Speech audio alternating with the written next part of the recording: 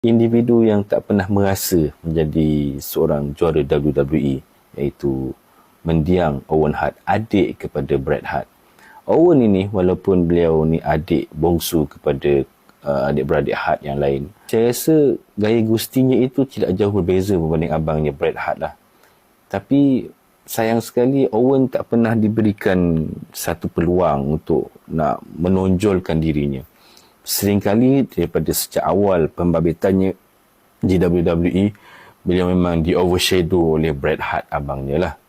Tapi kalau kita perhatikan, perlawanan-perlawanan yang ditampilkan oleh Owen ini sangat-sangat menghiburkan, sangat-sangat impresif, mengagumkan. Contoh yang boleh saya berikan adalah perlawanan beliau menentang abangnya Bret Hart di acara SummerSlam tahun 1994, acara perlawanan Steel Cage tu, Big Blue Cage kan.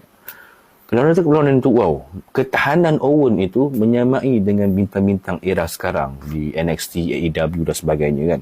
Bagi finisher tak jalan, memang orang cakap tahan lasak lah. Tapi entah kenapa, mungkin Vince McMahon tak nak Owen ini lebih daripada abangnya Bret Hart. Dan ada sebenarnya cubaan untuk nak menaikkan Owen pasca insiden Montreal Screwjob yang berlaku pada November 1997.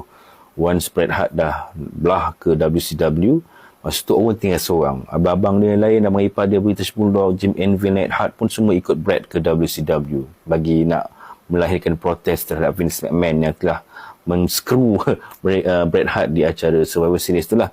Jadi tinggal Owen je.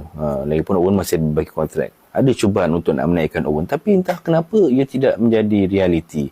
Dan Owen tersekat di kejuaraan Intercontinental, kejuaraan tag team. Kalau tag team ni memang beberapa kali lah beliau menang bersama dengan Bret Hart dan juga Yokozuna contohnya. Dan Owen juga sering ditampilkan dalam beberapa storyline main event, storyline utama. Seperti pada tahun 1996 bergandingan dengan British Bulldog, Yokozuna, kemudian dengan Vader dalam pasukan Jim Cornette.